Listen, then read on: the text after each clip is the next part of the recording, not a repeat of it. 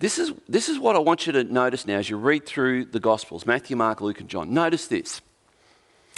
In nearly every one of the chapters of the Gospel of John, there's one person singled out whom Jesus had an encounter with.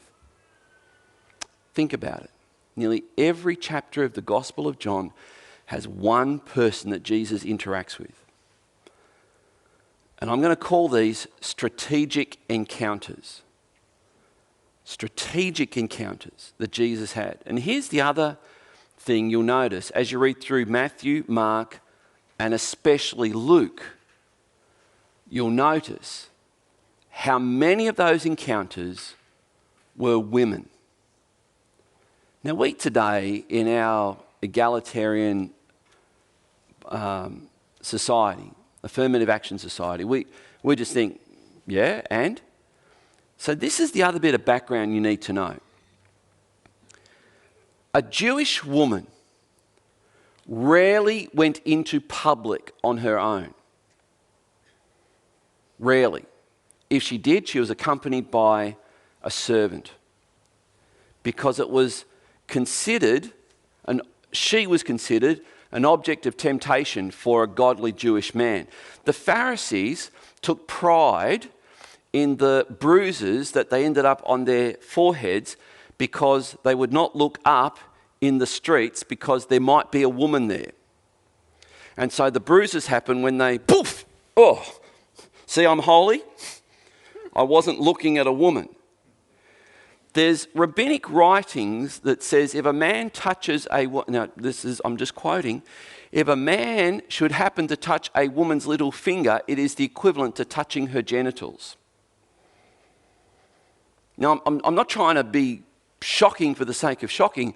I'm telling you, this is how the Pharisees and the rabbis, who were Pharisees, were regarding women. They had to be fully veiled and covered, veil meaning this, not that necessarily. And so when Jesus talks with women, it was shocking. Shocking. Notice how many of the strategic encounters that Jesus had were with women. And this is what I'm going to suggest to you. These strategic encounters helped the Great Commission. The other thing they did was they taught the 12.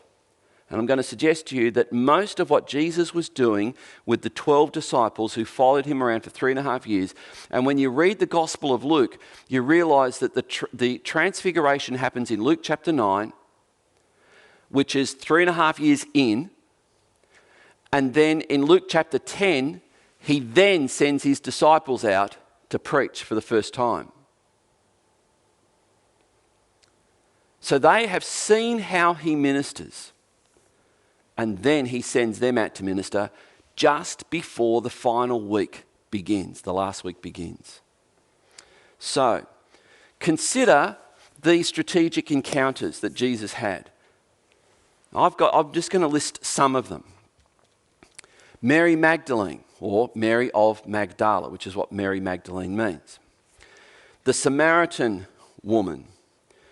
The Syrophoenician woman, who's also referred to, depending on your translation, the Canaanite woman who came to Jesus while he was up near Caesarea Philippi. And she was a Gentile. So she had both of her ducks lined up.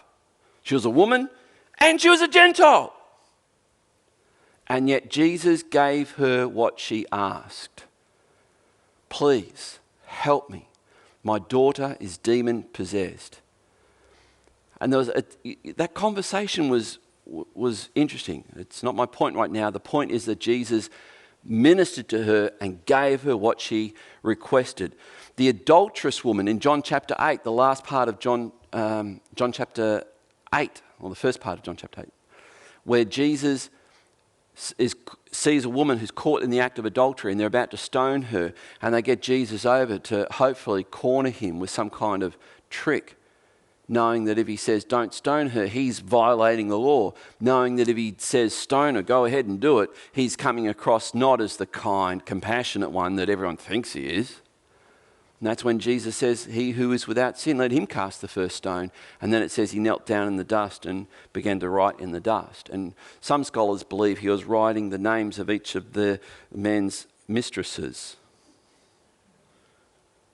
Because it says, when they saw what he wrote, the oldest to the youngest dropped their rocks and left.